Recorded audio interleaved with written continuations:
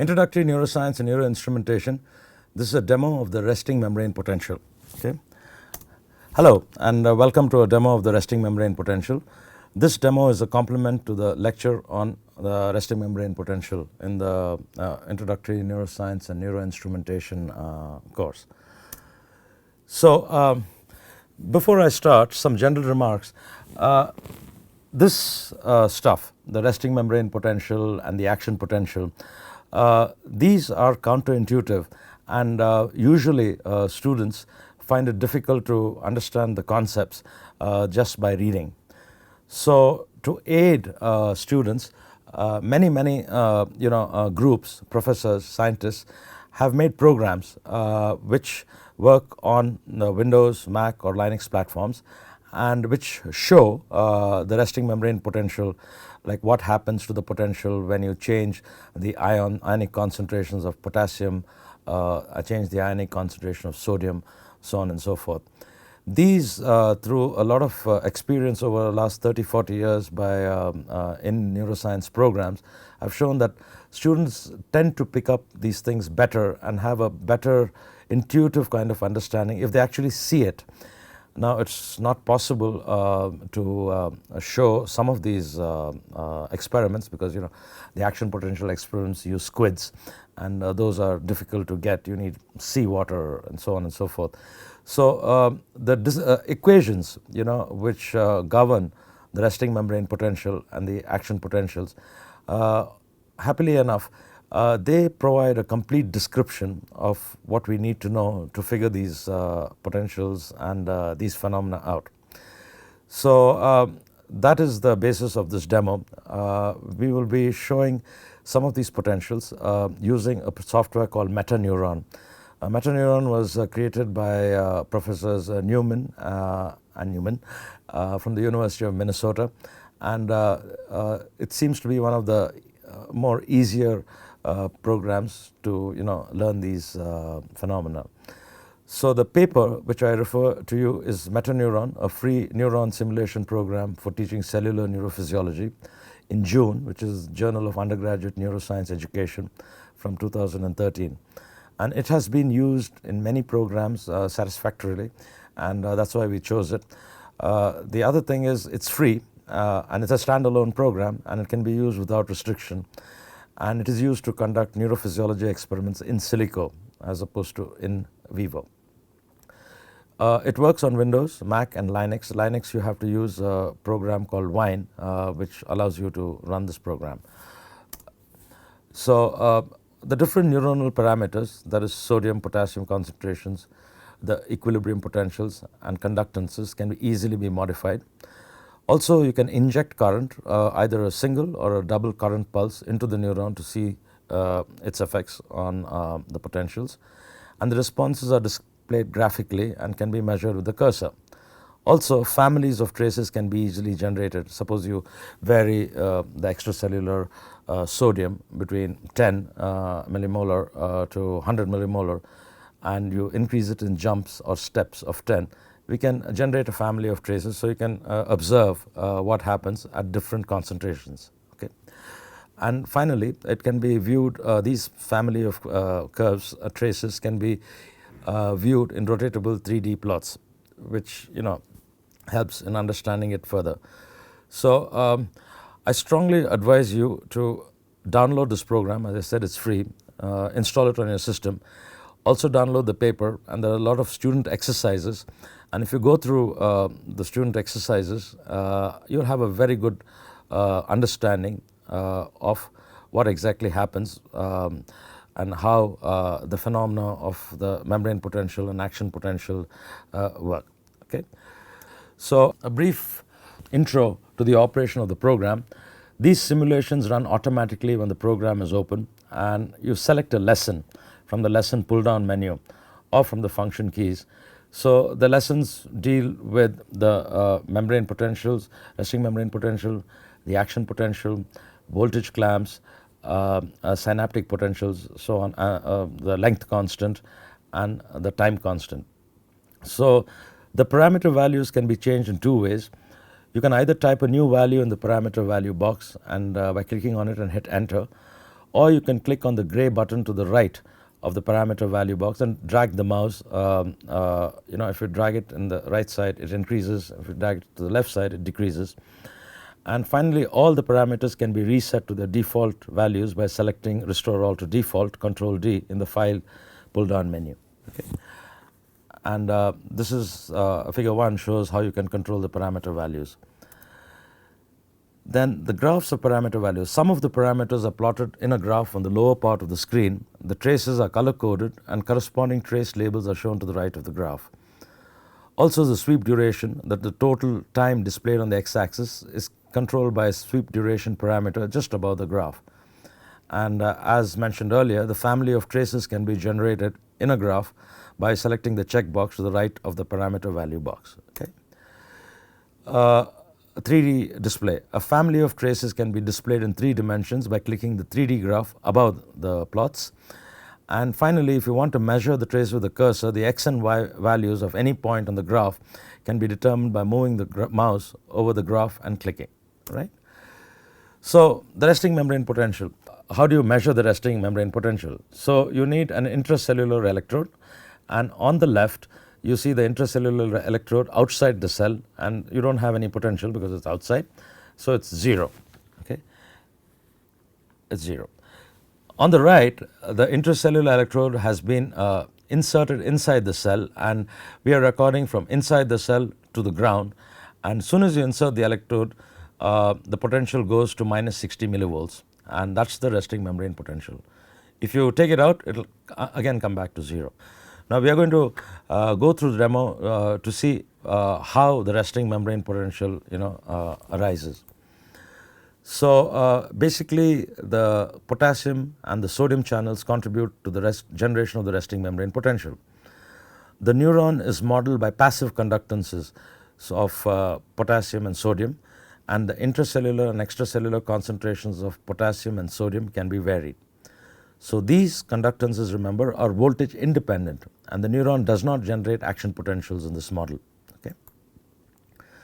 So just to remind you, suppose you just have one ion. The resting equilibrium potential for that particular ion is given by the Nernst equation. RT by ZF, natural log of extracellular concentration divided by intracellular concentration. So that can be, at the usual temperature used. All those coefficients can be reduced to 58. Then you use log to the base 10, and then it's extracellular ion concentration. The square brackets indicate molar concentrations versus the intracellular. Now, this is just for a single ion. It could be sodium, it could be potassium. Okay. The resting membrane potential of the neuron, however, is determined by an interplay of the other ions. Okay. And that is an extension of the Nernst equation and is calculated from the Goldman-Hodgkin-Katz equation, the GHK constant field equation, if you remember.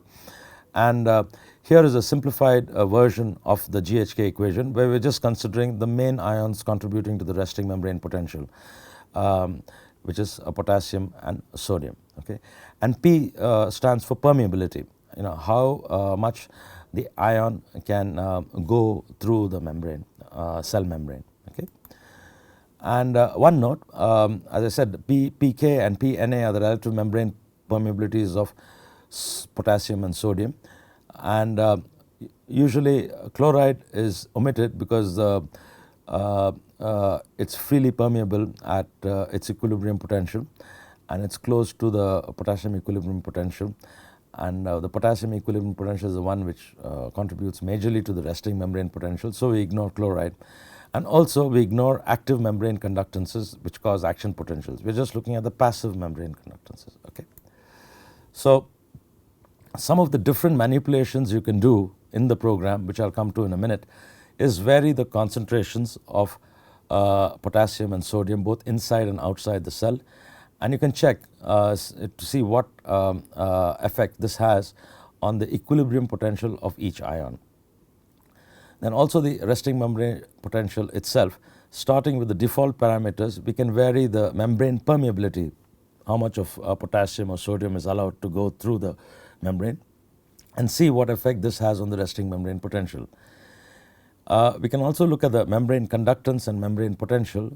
We start with the default parameter values, and we can plot the value of the membrane potential as a function of extracellular potassium over a range, for example 0.2 to 100 millimolar, and we can regraph the data with the membrane potential plotted as a function of log of potassium outside, and you can try and figure out why the second plot has the shape it does. Okay, so now let us go to the demo. Okay, so this is METANEURON and the resting membrane potential demo. So just briefly, there are 6 lessons, the resting membrane potential, membrane time constant, tau, the membrane length constant, lambda, then the action potential, then the action voltage clamp, and finally synaptic potentials and current. So we will start with the resting membrane potential. Okay, so on the left you see sodium concentrations outside the cell. So this is 120, concentration inside the cell at 16.48, and given these two from the Nernst equation, we get a sodium equilibration potential of 50. Okay, so below are the plots, and the membrane potential is yellow right here. The sodium potential, equilibration potential is 50 right on top over here, and the potassium equilibrium potential given the values above is minus 77. So potassium is on next to the sodium, and again the concentrations inside and the concentrations outside. So outside it's 3, inside it's about 63.7, and next to it is the relative membrane permeabilities. The sodium permeability is 1, and the potassium permeability is kept at 65. Okay, and with all these values you get the membrane potential at minus 65. Okay, that is over here. So we will start, and the sweep the sweep is not really important in this particular demo, but the sweep over here is 20 milliseconds. Okay, so we will start by varying the sodium concentration. So I'm changing the sodium concentration to 100. Okay, I press enter, and you see it comes down. Okay, so outside, remember, is seawater, so NaCl. So remember, if sodium is not present outside, you will not have action potentials. So you see how the membrane potential goes down when we decrease the sodium concentration. So I make it 10. So not only the sodium, with a major decrease in extracellular sodium, the sodium potential goes down, the sodium equilibration potential, and so does the membrane potential. It's gone. It's really close to the potassium, equilibration potential. Okay, and what happens when I make it 0? It's gone. So here, since there is no sodium outside. Sodium inside doesn't matter. Sodium outside is 0. The equilibration potential, that is the resting membrane potential, is equal to the potassium equilibration potential, because that's the only ion in play right now. So we go back and restore all the values to the default, and we get back the standard sodium potential, the equilibration potential, and the potassium potential. So let's do the opposite. What happens when we mess with or change the potassium concentration?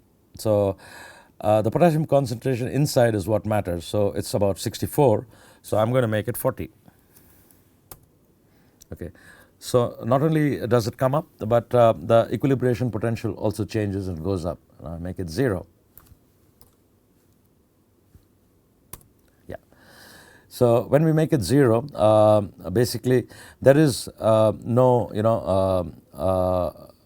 ionic force due to the potassium, and the membrane potential goes way up. There's only sodium acting over here. Okay. So coming back to, let's restore to default. So what happens when we change the permeability? Remember, at rest, at the resting membrane potential, there is no sodium influx and into the cell. Whatever little there is, it's reversed by the sodium potassium ATPase. Okay, and it's very low compared to the potassium conductance. So if I change it to 10, notice the change in the membrane potential. If I change it to 100, so it's much more than the potassium, again it goes up. So playing with these different values, playing with the sodium concentration, the potassium concentration, and the relative membrane permeabilities, you get an idea of the behavior of the resting membrane potential when you change the concentrations, when you change the permeabilities, etc.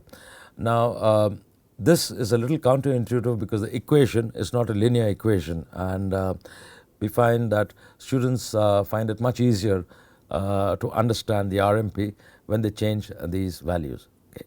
So I leave the rest of the manipulations to you, and as I said, this is just a demo, and we will not be asking questions on the demo. But if you want to get a better understanding of how exactly the resting membrane potential works, I strongly suggest you to install this program METANEURON on your system, and also read the paper, and it also has a manual for students, so you can systematically go through the different exercises, and that way you can work at your pace at home and get an idea of the RMP. Okay, thank you very much.